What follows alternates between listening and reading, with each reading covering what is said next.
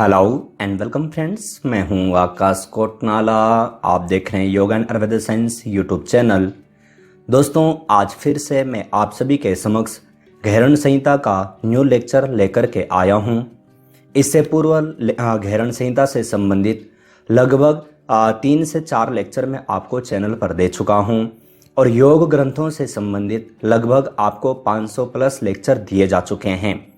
आप अगर जो देखना चाहते हैं आप चैनल पर आ सकते हैं, इन्हें देख सकते हैं, कुछ नया सीख सकते हैं। जैसे कि आप देख रहे हैं, घेरण संहिता की पूरी सीरीज मैंने यहाँ पर प्रारंभ की है। पूरा ग्रंथ हम यहाँ पर कवर करने वाले हैं। इससे पूर्व हमने घेरण संहिता का परिचय, षटकर्म या फिर सप्त साधन इत्यादि के बारे में, अंतर्धोती के बारे में चर्चा की है, जिन लेक्चर्स को आप चैनल पर जाकर के देख सकते हैं। आज हम यहाँ पर इसी सीरीज को आगे बढ़ाते हुए घेरण संहिता में वर्णित संपूर्ण दंत धोती के बारे में चर्चा करेंगे। कितने प्रकार की ये दंत धोतियाँ हैं, सभी को हम यहाँ पर जानेंगे। सभी के क्या क्या लाभ हैं, सबके बारे में हम यहाँ पर चर्चा करने वाले हैं। आप देखेंगे महर्षि घेरण द्वारा षटकर्म के अंतर्गत धोती का वर्णन किया गया है, जो कि 4 प्रकार के हैं। हमने पूर्व में भी चर्चा की, 4 प्रकार की धोतियां महर्षि घेरण ने इस ग्रंथ में बताए हैं। दूसरे प्रकार का हमने जो देखा था, इसी के अंतर्गत द्वितीय अंतर धोती कही गई है। अब दंत धोती कही गई है। अंतर धोती के बारे में हमने पिछले लेक्चर में चर्चा की थी। अब हम यहाँ पर दंत धोती के बारे में यहाँ पर चर्चा करेंगे।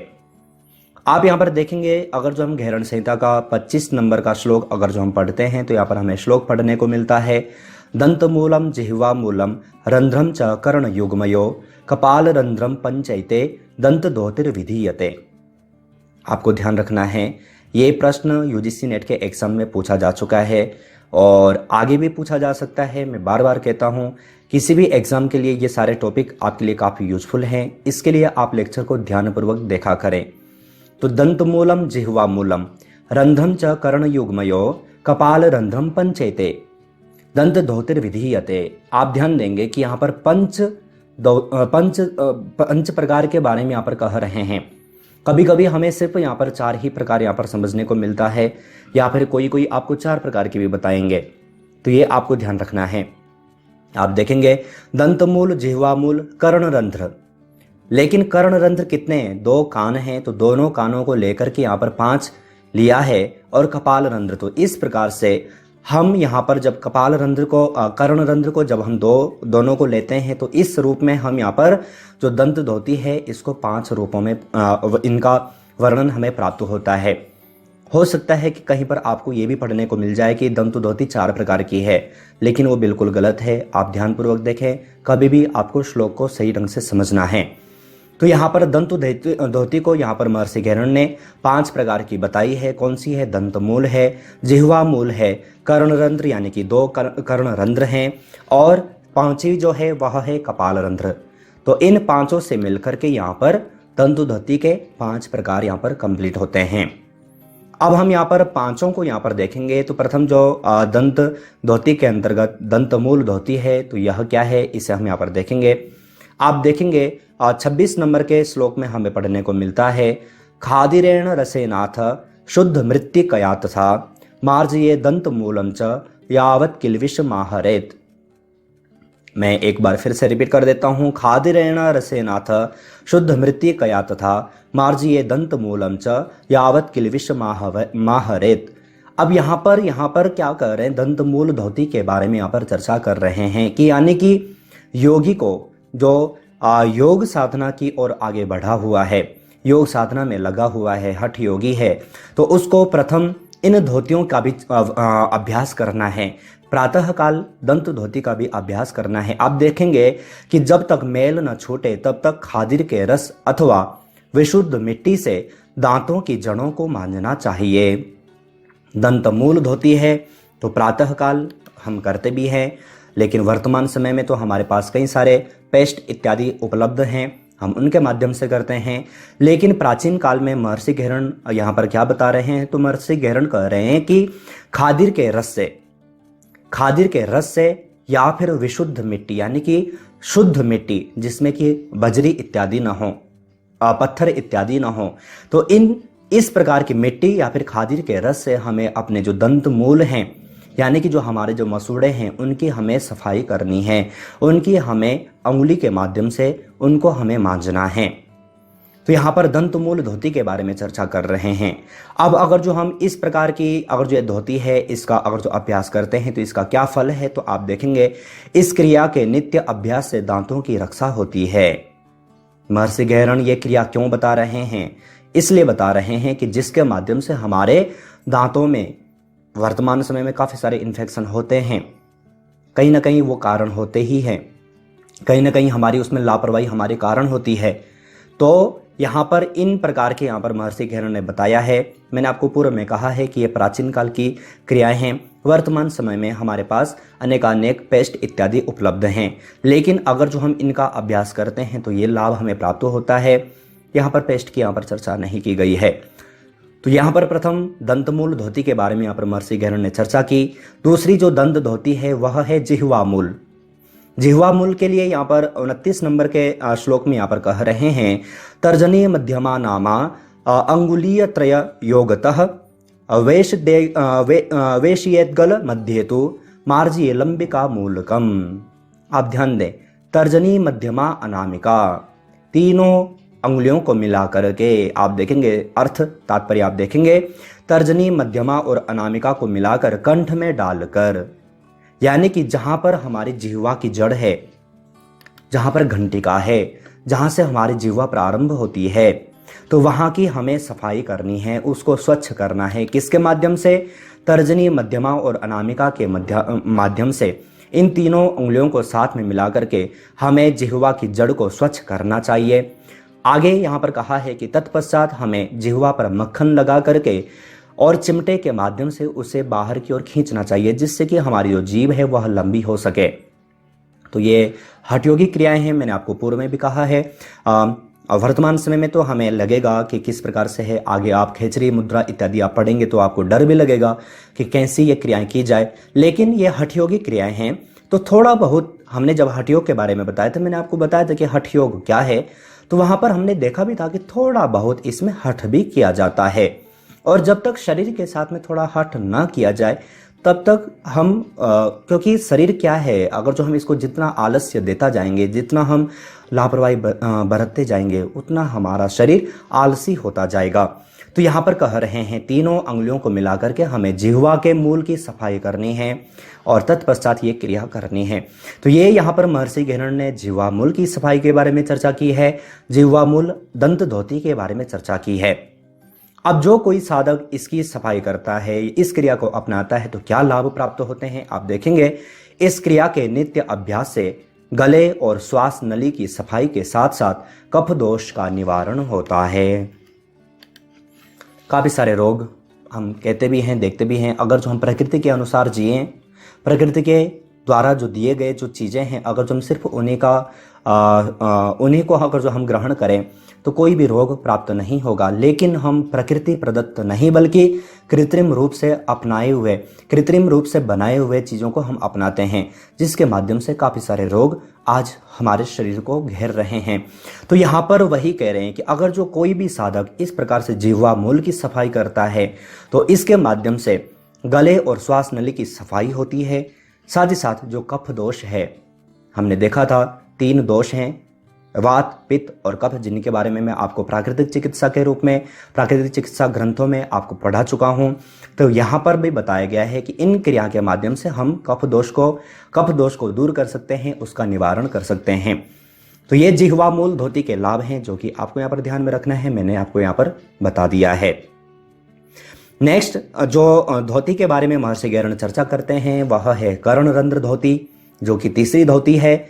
और याद रखिएगा कि ये 2 प्रकार की है, मैंने आपको पूर्व में बताया है। तो 32 नंबर के श्लोक में यहाँ पर महर्षि गहरण कहते हैं, तर्जन्यामिका योगान मार्जयेत् कर्णरंध्रयो नित्यम अभ्यास योगेन नादानंतरम प्रकाशयेत्। तात्पर्य है कि तर्जनी और अनामिका को मिलाकर देखो, आप सोचेंगे कि तर्जनी क्या है, अनामिका क्या है, कनिष्ठिका क्या है, अंगुष्ठ क्या है।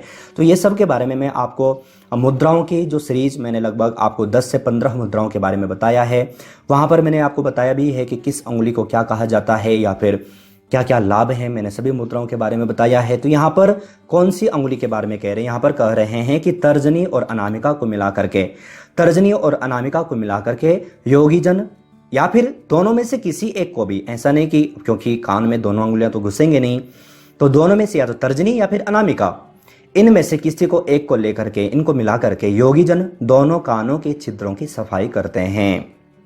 तो ये यहाँ पर कर्ण रंध्र धोती के बारे में यहाँ पर महर्षि घैरण यहाँ पर कहते हैं। अगर जो कोई भी साधक इस प्रकार की धोती का अगर जो अभ्यास करता है तो क्या लाभ होते हैं, तो आप देखेंगे इस क्रिया के नित्य अभ्यास से कानों की सफाई होती है और संक्रमण आदि की संभावना खत्म हो जाती है। आज हमें कान से संबंधित कितनी समस्याओं को झेलना पड़ता है, फंगस इत्यादि लग जाता है या फिर बहरापन इत्यादि हो जाता है, कितनी सारी समस्याएं, संक्रमण इत्यादि हो जाता है। तो अगर जो हम अपने कानों की सफाई करते जाएं, सफाई करते रहें, समय समय पर अगर जो हम सफाई करते रहें, तो इसके माध्यम से, इस कर्ण रंध्र धोती के माध्यम से इन सभी समस्याओं से हम निजात पा सकते हैं, इन सभी समस्याओं को दूर कर सकते हैं। तो ये सारी चीज़ें हम नित्य अभ्यास कर सकते हैं, ये सब हमारे लिए ही है। ऐसा नहीं है कि कोई हठ योगी होगा वही इन चीज़ों को अपना सकता है। मैंने आपको योग के बारे में कितने सारे ग्रंथों का आपको दिया है, तो कहीं ना कहीं ठीक है, महर्षि घैरण ने एक बताया है, योगियों के लिए बताया है, तो क्यों ना हम इसे अपने जीवन में अपना सकते हैं। सिर्फ एग्ज़ाम की तैयारी नहीं करनी है, एग्ज़ाम की तैयारी की तो आप कर ही सकते हैं। मैंने आपको चैनल पर इतने सारे लेक्चर दिए हैं और देता रहता हूँ, लेकिन इन चीज़ों को हम प्रैक्टिकल में भी उतारें, इनको हम अपने जीवन में भी धारण करें। तो ये कर्ण रंध्र धोती के बारे में यहाँ पर महर्षि घैरण यहाँ पर कहते हैं।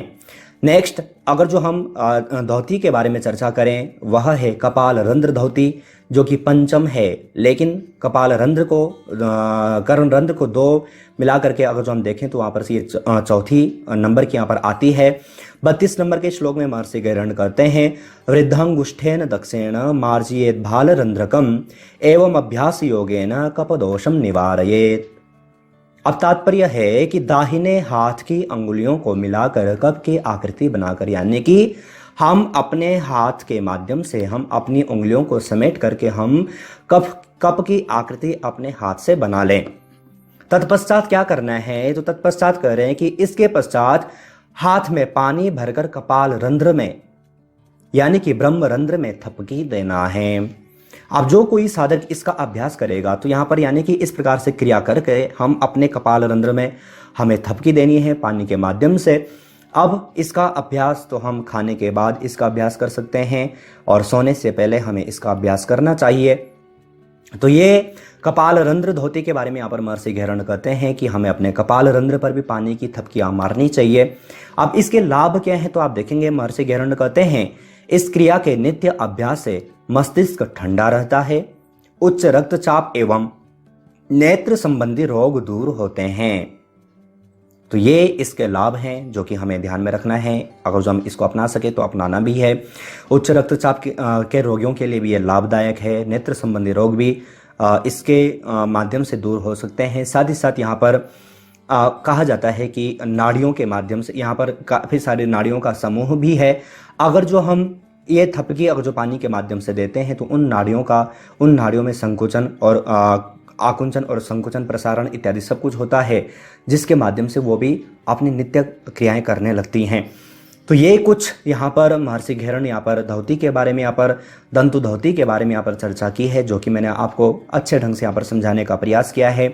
एक एक को मैंने यहाँ पर श्लोक के माध्यम से यहाँ पर समझाने का प्रयास किया है। अब साथ ही साथ आप सभी जानते हैं कि कुछ प्रश्नोत्तरी सीरीज आपको लेक्चर से संबंधित दी जाती हैं, जिन प्रश्नों के सही आंसर आपको यहाँ पर देने होते हैं। ये सिर्फ इसके लिए है कि आपने लेक्चर को कितना समझा, ये टॉपिक आपको कितना समझ में आया है। तो प्रथम प्रश्न आप सभी के लिए है, निम्न में से घैरण संहिता ग्रंथ है राजयोग का, हठ योग का, भक्ति योग का या फिर कोई नहीं। तो यह ग्रंथ कैसा किस मार्ग वाला है, आपको सही आंसर छांट करके वीडियो के कमेंट बॉक्स में भेजना है और मैं ये आपको बता भी चुका हूं। दूसरे प्रश्न की ओर चलते हैं। निम्न में से घेरण संहिता में धौती क्रियाओं की संख्या है 8, 4, 7 या फिर कोई नहीं। तो कितनी धौतियां महर्षि घेरण ने बताई हैं, आपको सही आंसर छांट करके वीडियो के कमेंट बॉक्स में भेजना है। तीसरे प्रश्न की ओर चलें। निम्नलिखित में से दंत धौती के प्रकार हैं 4, 5, 6 या फिर 7। आपको सही आंसर छांट करके वीडियो के कमेंट बॉक्स में भेजना है। मैंने आपको बार बार इसको समझाया भी है।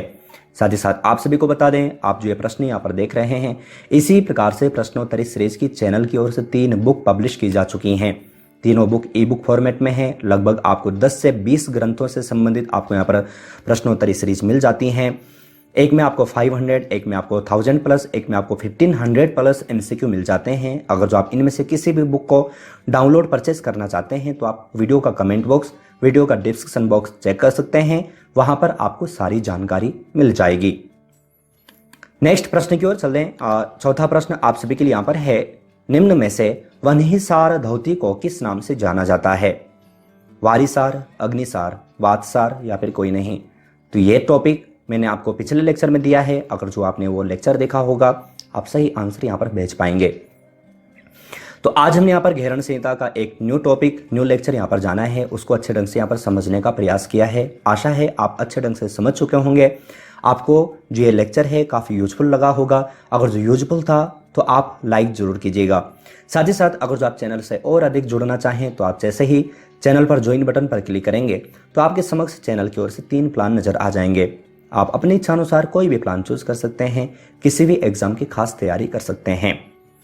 तो आज हमने यहाँ पर घेरण संहिता के अंतर्गत दंत धौती के बारे में चर्चा की, उसको अच्छे ढंग से समझने का प्रयास किया। अगर जो आपको ये लेक्चर पसंद आया तो आप लाइक जरूर कीजिएगा, अपने फैमिली फ्रेंड्स लोगों तक जरूर शेयर कीजिएगा।